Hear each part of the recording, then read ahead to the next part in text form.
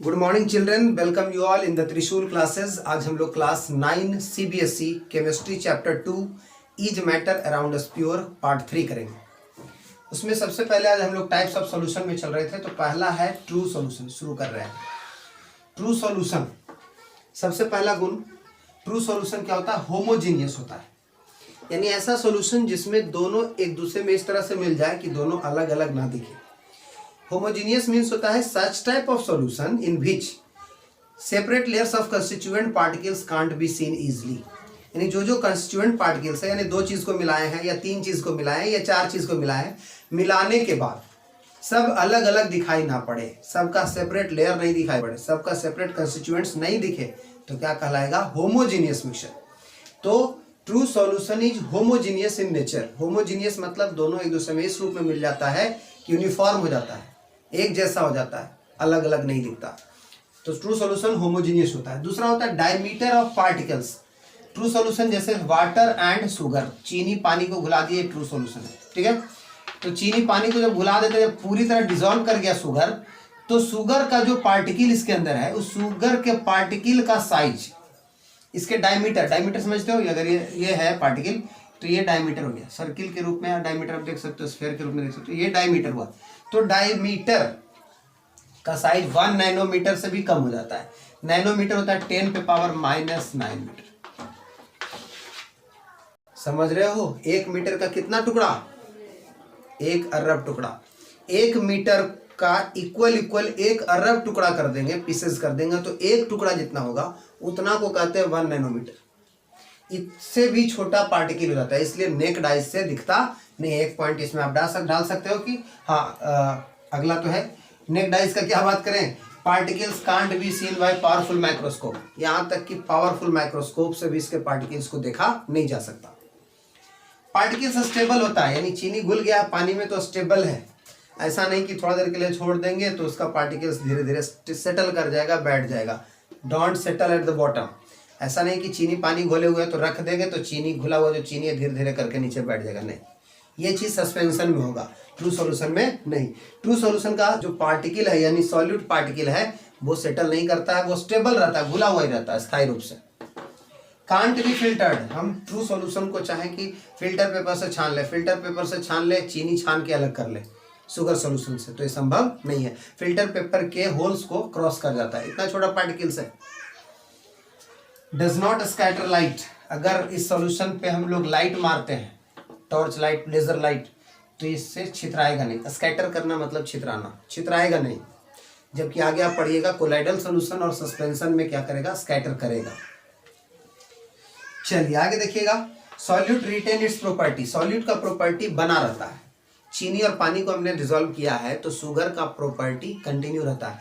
ऐसा नहीं कि शरबत बन जाएगा तो उसमें सिर्फ पानी का प्रॉपर्टी रहेगा, चीनी का नहीं, शुगर का प्रॉपर्टी उसमें रहेगा। ट्रांसपेरेंट होता है। शरबत आपने बना दिया, चीनी पानी मिला दिया, तो इससे आर पार दिखता है। अब है टाइप्स ऑफ ट्रू सॉल्यूशन। आप देखते हैं ट्रू सॉल्यूशन कई तरह से बना सकते हैं, जैसे सॉलिड को मिला के ट्रू सॉल्यूशन बनेगा। जैसे एलॉय जैसे क्या मैंने बताया था, एलॉय जैसे हो गया आपका कौन? ब्रॉन्ज मीन्स कांसा, बनता है कॉपर और टीन से। ये दोनों से क्या बन गया? अलॉय। कौन सा अलॉय बना? तो सॉलिड, यहाँ सॉलिड, कॉपर सॉलिड और टीन सॉलिड, दोनों से मिलके बन गया ब्रॉन्ज। अब ब्रॉन्ज क्या हो गया? यहाँ पे ब्रॉन्ज आपके लिए सॉल्यूशन हो गया, ट्रू सॉल्यूशन हो गया। आइए सॉलिड लिक्विड मिलके जैसे शुगर सॉल्यूशन, ब्राइन यानी साल्ट एंड वाटर, लिक्विड मिलके विनेगर में एसिटिक एसिड है, वाटर है, तो लिक्विड मिला हुआ है। गैस लिक्विड सोडा वाटर, आपका कोल्ड ड्रिंक्स जो होता है, जो ऊपर फेंकता है, जैसे ढक्कन खोलते हैं, प्रेशर के साथ लिक्विड बाहर आता है, तो उसमें क्या रहता है? गैस डिसॉल्व रहता है, कार्बन डाइऑक्साइड गैस घुलाया हुआ रहता है वाटर में। तो यहाँ गैस और लिक्विड मिलके गैस एयर का कॉम्बिनेशन है क्या? गैस। नेक्स्ट बात हम लोग करते हैं concentration of A solution. Concentration of A solution,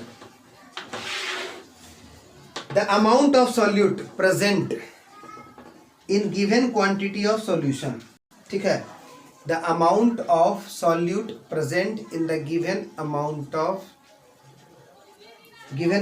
solution. ध्यान दीजिएगा, इसको आप ऐसे नहीं याद कीजिए, ऐसे याद कीजिए एकदम याद हो जाएगा। Concentration of solution equal to amount of solute by amount of solvent. तो ध्यान दीजिए, कंसंट्रेशन का मतलब हुआ कि amount of solute present, the amount of solute present in a particular amount of solvent in a particular amount of solution is known as concentration। जैसे अगर हम एग्जांपल देखना चाहेंगे कि 100 ml वाटर है, 100 ml वाटर है, सपोज 100 ग्राम वाटर है और उसमें 10 ग्राम हमने क्या डिसॉल्व कर दिया है, 100 ग्राम आपका क्या है, वाटर है, यानी सॉल्वेंट का अमाउंट हो गया। और अगर उसमें हम 10 ग्राम सॉल्यूट जैसे कि शुगर को डिसॉल्व करा दिए तो यहाँ से यहाँ 0 से 0 कैंसिल, 1/10 हो गया। यही क्या हो गया, कंसंट्रेशन हो गया, यानी 0.1 कंसंट्रेशन है किसका, सॉल्यूट का, किस चीज में, सॉल्वेंट में।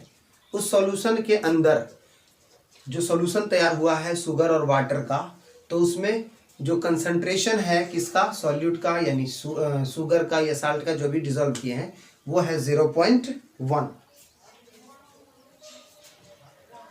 अब एक होता है मास बाय मास परसेंटेज।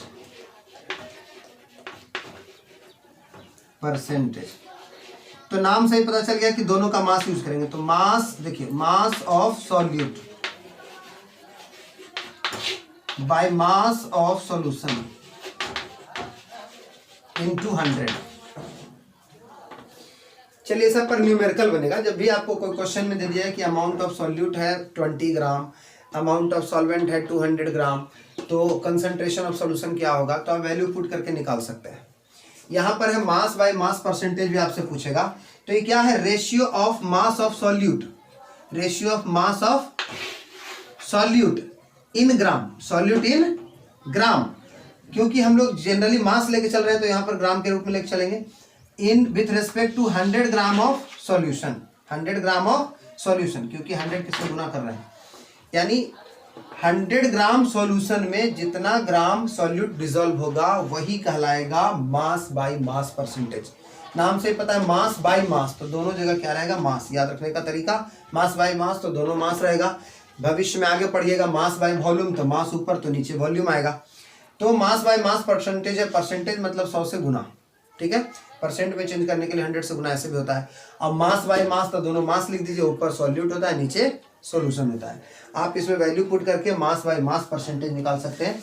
इस पर भी आपको न्यूमेरिकल्स बनाने के लिए मिलता है। अभी देखिए इसी में और हम देख लेते हैं इसी टाइप का, फिर इसके बाद हम एक वीडियो में आपको न्यूमेरिकल्स भी डालेंगे इसका। अगला देखिएगा, मास बाय वॉल्यूम परसेंटेज। देखिए अभी से पहचान लीजिएगा, मास बाय मास था तो मास बाय मास हुआ, ठीक है। परसेंटेज की बात हुई तो 100 से मल्टीप्लाई हुआ, तो ये चीज यहाँ मास बाय वॉल्यूम है तो मास ऊपर, तो ऊपर मास ऑफ सॉल्यूट हो गया, बाय वॉल्यूम है तो नीचे क्या हो गया, वॉल्यूम ऑफ क्या, सॉल्यूशन हो गया इनटू 100, ठीक है। सेम है वॉल्यूम ऑफ सॉल्यूशन, यहाँ भी था। तो मास बाय मास था तो दोनों का मास यूज किया गया। मास बाय वॉल्यूम था, यहाँ मास बाय मास है, यानी ये भी ग्राम में और ये भी ग्राम में। यहाँ मास है तो ये मास रहेगा ग्राम में और वॉल्यूम रहेगा क्या चीज में, ml में, मिलीलीटर या लीटर में, है ना। तो ये हो गया आपका, निकाल सकते हैं मास बाय वॉल्यूम परसेंट, ठीक है। सब पर अभी हम न्यूमेरिकल आप लोग को करवाएंगे इसके अगला वीडियो में। अब volume by volume percentage, volume by volume percentage तो समझ ही गए होंगे, फॉर्मूला आपको समझ में आ गया होगा। वॉल्यूम बाय वॉल्यूम परसेंटेज निकालना है, यानी परसेंट निकालना है, तो क्या करना है, वॉल्यूम बाय वॉल्यूम, ऊपर भी वॉल्यूम यानी वॉल्यूम ऑफ सॉल्यूट, नीचे हो जाएगा वॉल्यूम ऑफ सॉल्यूशन इनटू क्या हो गया 100। तो वॉल्यूम बाय वॉल्यूम परसेंट पूछेगा तो वॉल्यूम ऊपर सॉल्यूट का, नीचे वॉल्यूम सॉल्यूशन का इनटू 100। अब जब भी वॉल्यूम रहेगा तो ये सब ml मिलीलीटर ml लिख सकते हैं ml, और ये सब हो मास की बात करेंगे तो ग्राम की बात करेंगे।